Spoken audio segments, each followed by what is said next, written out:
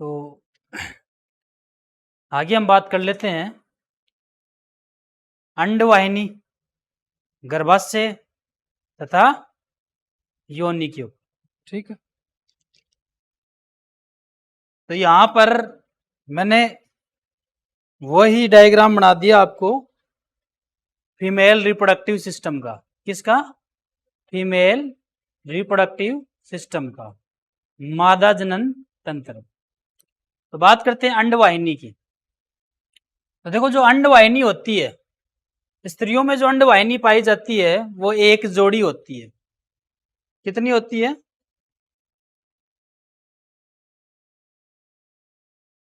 एक जोड़ी।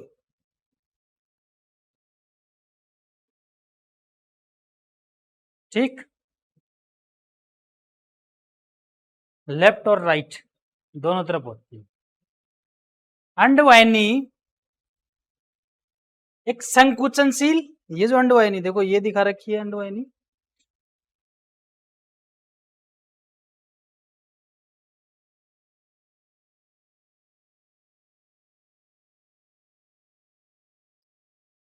अंडवाहिनी संकुचनशील पेशीय एक ट्यूब होती है, संकुचनशील होती है और पेशीय ट्यूब होती है। ठीक है, यानी पेशीय नलिका होती है, संकुचनशील और पेशीय नलिका होती है। ये पक्षमाभि उपकला द्वारा आस्तरित रहती है। कौन सी उपकला द्वारा? पक्षमाभि, मतलब इसके अंदर छोटे छोटे ऐसे रोम से रोम रहते हैं अंदर, पक्षमाभि उपकला द्वारा आस्तरित रहती है। ठीक है, दोनों अंडवाहिनियां अंडाशय की परिधि से स्टार्ट होती हैं। ये अंडाशय है, इसकी परिधि यही हुई अंडाशय की परिधि से स्टार्ट होती हैं और परिधि से स्टार्ट होकर गर्भाशय में आकर खुलती है। ठीक, कहां से स्टार्ट होती हैं? अंडाशय की परिधि से प्रारंभ होती है और गर्भाशय में आकर खुलती है। अंडवाहिनी जो होती है उसके तीन भाग होते हैं, कीपक, एम्पुला और इस्थमस। तीन भाग होते हैं। कीपक, ये इसका जो भाग होता है ये कीप लाइक होता है, ऐसे फनल लाइक स्ट्रक्चर होती है। ये कीप होता है ना, कीप, ऐसे आगे से चौड़ा और पीछे से सकरा होता जाता है, ऐसे कीप लाइक संरचना होती है ये। तो इस भाग को कीपक या इनफंडिबुलम भी कह सकते हो आप। कीपक या इनफंडिबुलम क्या कह सकते हो? हाँ, कीपक या इनफंडिबुलम।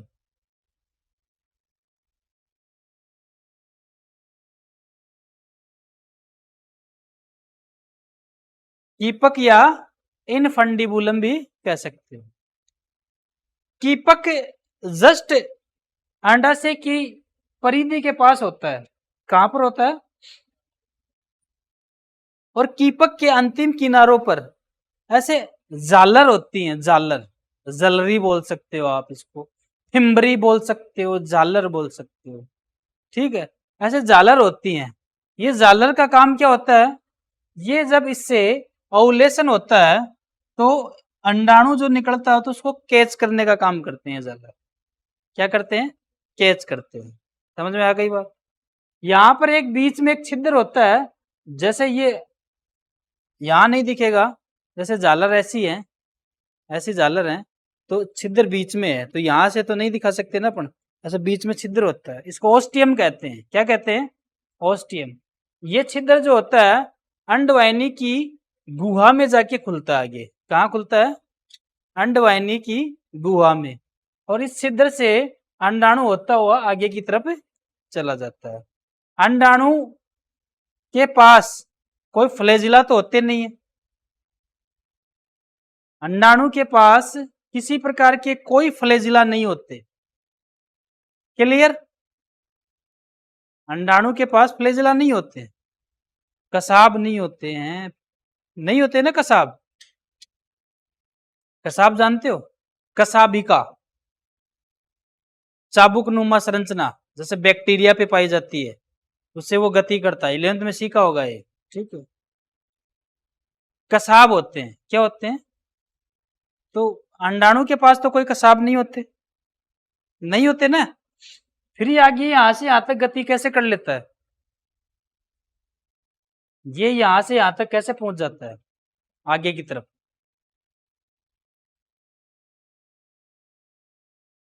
बोलो, आंसर दीजिए।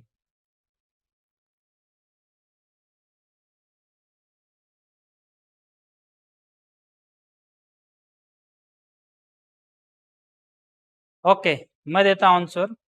क्योंकि आपने पहले ही पढ़ा है कि जो अंडवाहिनी होती है उस वो आंतरिक रूप से किसकी बनी होती है? पक्षमाभ युगकला की। तो पक्षमाभ छोटे छोटे होते हैं, ये ऐसे इसकी मूवमेंट करवा देते हैं आगे की तरफ। समझ में आ गई बात? क्लियर। अगर अंडवाहिनी को काट कर रबर की ट्यूब लगा दी जाए तो क्या होगा?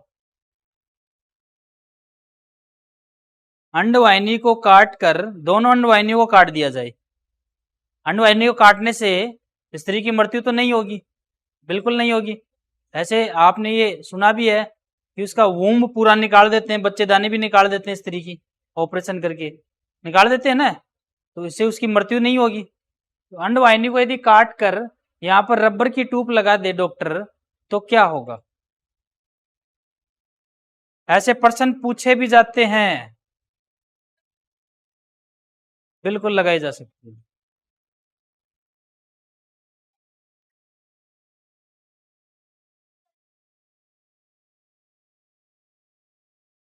क्या बच्चे उत्पन्न होंगे उस स्त्री के? नहीं होंगे, नहीं होंगे। अरे रबर की ट्यूब लगाई है, उसमें पक्षमाप थोड़ी लगा सकता है वो।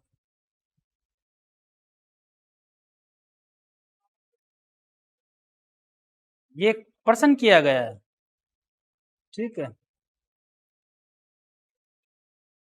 ये प्रश्न किया गया है। इसमें आप इसका आंसर ये नहीं दे सकते कि जरूरी है कि उसका आंसर देना पड़ेगा आपको सटीक। हाँ, तो रबर की ट्यूब लगाई दी जाए तो, मैंने ऐसे कहा, तो क्या होगा? ऐसे प्रश्न आते हैं, आप पिछले पेपर उठा के देख लो, बिल्कुल मिल जाएंगे आपको ऐसे प्रश्न। आया हुआ है एक बार ऐसा प्रश्न, ठीक है। तो क्या होगा? होगा यही कि उसमें पक्षमाप नहीं लगा सकता वो, तो उसकी गति नहीं होगी अंडाणु की आगे, और गति नहीं होगी तो शुक्राणु तो आ जाएगा यहां तक। क्या शुक्राणु यहां तक आ जाएगा अगर रबर की ट्यूब रहेगी तो? क्या शुक्राणु एम्पुला तक आ जाएगा अगर रबर की ट्यूब रही तो? शुक्राणु आ जाएगा, उसके पास पूंछ होती है, उसकी गति से वो आ जाएगा। लेकिन ये आगे नहीं जा सकता, क्यों? क्योंकि इसके पास खुद ऐसा कुछ नहीं है कि वो आगे गति कर ले, ठीक है। चलो आगे देख। अंडवाहिनी का ये दूसरा भाग होता है, इसको कहते हैं एम्पुला। क्या कहते हैं? एम्पुला कुछ नहीं, एक फूली हुई सी संरचना होती है, और इस संरचना में अंडाणु और शुक्राणु दोनों अगर सही टाइम पर पहुंच गए तो निषेचन हो जाएगा, बराबर टाइम। ट्रेन टकरा जानी चाहिए, आगे पीछे नहीं निकल जानी चाहिए। एक आगे आ गया और एक पीछे रह गया तो मामला गड़बड़ है। दोनों एक बराबर टाइम पे पहुंच जाएंगे। टकराने का मतलब क्या है? वो तो ऑब्वियसली उनकी तो प्रकृति है, वो तो ऑब्वियसली एक दूसरे से टच होके ही निषेचन करेंगे, लेकिन वो बराबर आ जाने चाहिए। ये थोड़ा सा व्यंग्य हो गया कि ट्रेन बराबर आ जानी चाहिए, समझो तो सही है आप किसी तरीके से, ठीक है। तो अगर बराबर टाइम पर आ गए तो निषेचन की प्रक्रिया हो जाएगी। इस्थमस, ये अंडवाहिनी का और पतला भाग होता है। देखो ये डायग्राम जैसे बना रखा है ना, वैसे प्रॉपर डायग्राम नहीं है। आप बुक में देखते हो वो भी प्रॉपर नहीं होता, तो नेचुरल जो स्ट्रक्चर देखते हैं उसका तो आपको थोड़ा ओल्ड प्रकार का, अजीब प्रकार से ही दिखेगा डायग्राम, ठीक है। तो ये जो होती है अंडवाहिनी, सीधा बैठ, ये जो होती है अंडवाहिनी, ये आगे जाके और पतली हो जाती है। इसके पतले भाग को ही क्या कहा जाता है? इस्थमस। क्या कहा जाता है? और इस्थमस आके किसमें खुल जाता है? गर्भाशय में। दोनों अंडवाहिनी आकर किसमें खुल जाती है? गर्भाशय में। अंडवाहिनी को फैलोपियन ट्यूब भी कहते हैं, डिंब वाहिनी भी कहते हैं, और नाम होते हैं इसके, डिंब वाहिनी या फैलोपियन ट्यूब। अंडवाहिनी 12 सेंटीमीटर लंबी होती है। वैसे कितनी होती है? ठीक, ये बात हो गई भाई अंडवाहिनी की। क्लियर हो गया टॉपिक अंडवाहिनी का? ठीक, अंडवाहिनी परिधि से स्टार्ट होती है, गर्भाशय में खुलती है, 3 भाग होते हैं, सबके बारे में आपने बता दिया। ठीक है, कीपक होता है, इसके ऊपर झालर पाई जाती है जो अंडाणु को ग्रहण करने का काम करती है। बीच में एक छिद्र होता है जिसको ओस्टियम कहते हैं, उससे होता हुआ अंडाणु आगे जाएगा। अंडवाहिनी आंतरिक रूप से पक्षमावी उपकला द्वारा आश्रित रहती है, जिसके कारण वो अंडाणु की क्या करवा देती है? गति करवा देती है। अब बात करते हैं गर्भाशय की। किसकी बात करते हैं? गर्भाशय को बच्चेदानी या वुम्ब भी कहा जाता है। क्या कहा जाता है? बच्चेदानी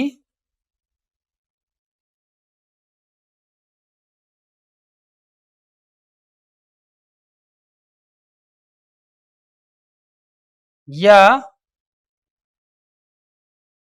वुम्ब भी कहा जाता है। ठीक है, एक्चुअल में इसकी जो स्ट्रक्चर होती है वो उल्टे नाशपति के आकार की होती है। जैसे नाशपति सीधा, तो ऊपर से ऐसे ऐसे इस प्रकार से होता है ना, इसको उल्टा कर दिया, उल्टे नाशपति के आकार की स्ट्रक्चर होती है। ठीक, जो गर्भाशय है इसमें दोनों ओर की अंडवाहिनी आकर खुलती है। अंडवाहिनी कहाँ आकर खुलेगी? गर्भाशय में। गर्भाशय के 3 भाग होते हैं। इसका ऊपरी फैला हुआ भाग जो गुंबदाकार होता है, कैसा होता है? गुंबद जैसा, उसको फंडस भाग कहते हैं। क्या कहते हैं? इसका बीच का भाग, इसको गर्भाशय काय कहते हैं। भ्रूणीय परिवर्धन इसी भाग में होता है। जो भ्रूण लगता है, रोपण होता है, वो इसी भाग में होता है। इसका जो निचला भाग होता है उसको गर्भाशय गिरवा कहते हैं। क्या कहते हैं? नीचे का जो भाग होता है उसको गर्भाशय गिरवा कहते हैं। ये अंतिम भाग होता है। गर्भाशय गिरवा आगे जाके योनि में खुल जाती है। गर्भाशय गिरवा किस में खुल जाती है? योनि में खुल जाती है। ठीक, आई बात समझ में? ये जो गर्भाशय होता है इस पर 3 लेयर पाई जाती है, एक पेरीमिट्रियम, एक मायोमिट्रियम और एक एंडोमिट्रियम। 3 लेयर पाई जाती है गर्भाशय। पेरीमिट्रियम सबसे बाहर की लेयर होती है और ये सल की उपकला की बनी होती है भाई, पतली होती है, सल की उपकला की बनी होती है, पतली होती है। ठीक है, सबसे बाहर की लेयर होती है, पतली होती है और सल की उपकला की बनी होती है। मायोमेट्रियम जो होती है वो अंदर की लेयर होती है और थोड़ी मोटी होती है। ये अनैच्छिक पेशियों की बनी होती है।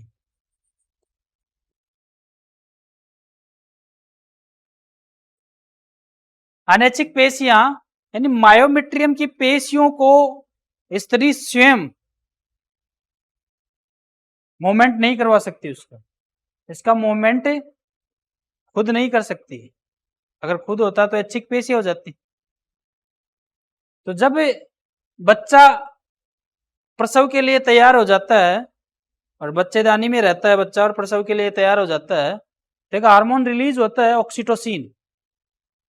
ऑक्सीटोसिन हार्मोन जैसे रिलीज होता है वो मायोमेट्रियम के पास आता है और मायोमेट्रियम की जो पेशियां उनको कॉन्ट्रैक्ट करवा देता है प्रेशर के साथ, और इससे बच्चे का धक्का लगता है और वो बाहर की तरफ खिसकना स्टार्ट हो जाता है। अगर किसी स्त्री में ऑक्सीटोसिन रिलीज नहीं होता है तो उसको डॉक्टर पिटोसिन के इंजेक्शन देता है, उसको पेन स्टार्ट हो जाए प्रसव के दौरान।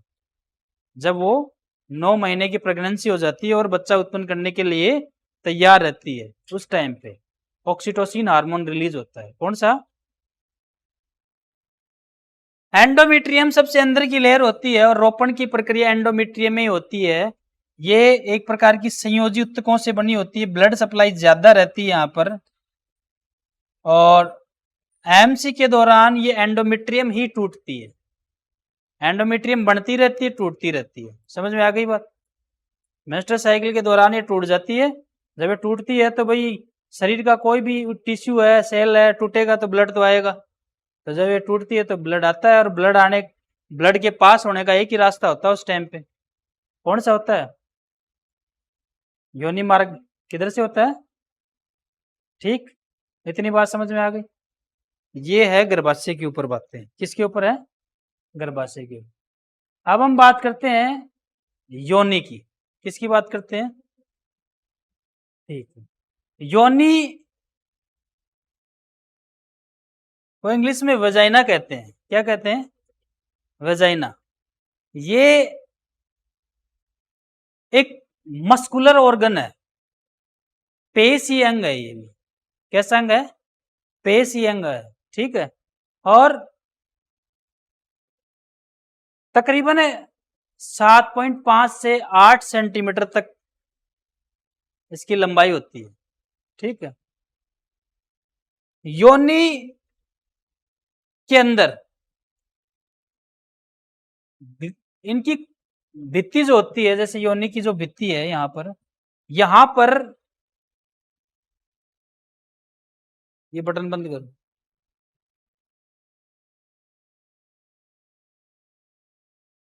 यहां पर इसकी भित्ति में ग्लाइकोजन प्रेजेंट रहता है। क्या प्रेजेंट रहता है?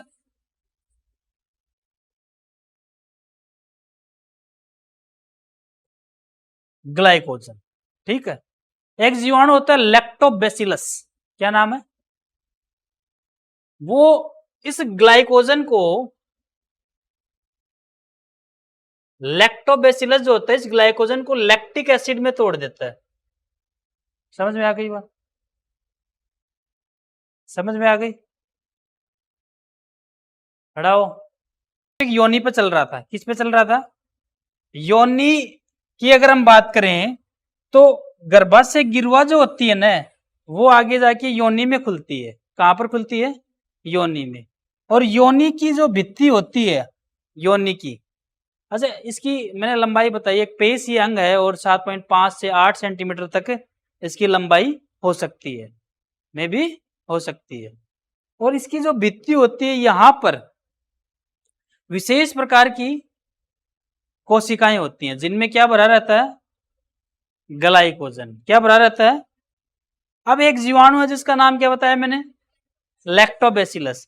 ये आता है इस ग्लाइकोजन को फीड करता है, खा लेता है इस ग्लाइकोजन को, और खाकर इसको किस में बदल देता है? लैक्टिक अम्ल।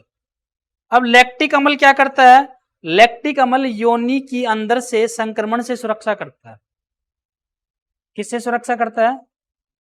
हाँ, क्लियर? मतलब एक नेचुरल प्रोसेस हो गई। स्त्रियों के अंदर योनि जो मार्ग है उसको संक्रमण से सुरक्षा करने के लिए एक नेचुरल प्रोसेस लागू रहती है। ऐसी कोई बात नहीं कि भाई कोई मेडिसिन लेनी पड़ती है संक्रमण से सुरक्षा के लिए। कोई भी इन्फेक्शन उनमें जल्दी से नहीं होता।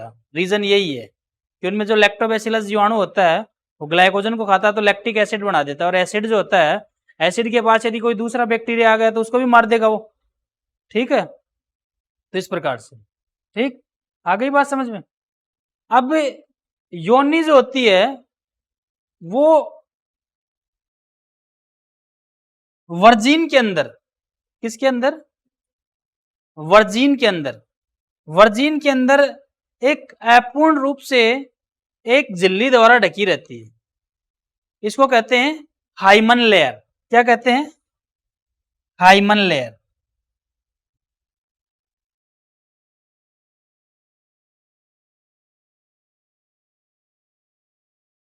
वर्जिन फीमेल के अंदर योनि अपूर्ण रूप से एक पट्ट द्वारा ढकी रहती है। इसको क्या कहा जाता है? हाइमन की झिल्ली या योनि छद, या तो हाइमन की झिल्ली या योनि छद, अपूर्ण रूप से रहती है। ठीक है। लैंगिक संपर्क के दौरान और शारीरिक परिश्रम के दौरान ये झिल्ली टूट जाती है। दो ही कारणों से टूटती है, लैंगिक संपर्क के दौरान और शारीरिक परिश्रम के दौरान। ठीक है, ज्यादा शारीरिक परिश्रम जो होता है ना, उनके अंदर हाइमेन की लेयर जो टूट जाती है। जैसे कुछ एथलीट होती हैं, कुछ गर्ल्स, साइकिलिंग करना, घुड़सवारी करना, तो ये ज्यादा हार्ड वर्किंग वाला काम हो गया। ठीक है, क्लियर, बात समझ में आ गई? ठीक है, देख लो, इसको रिवाइज कर लो बस।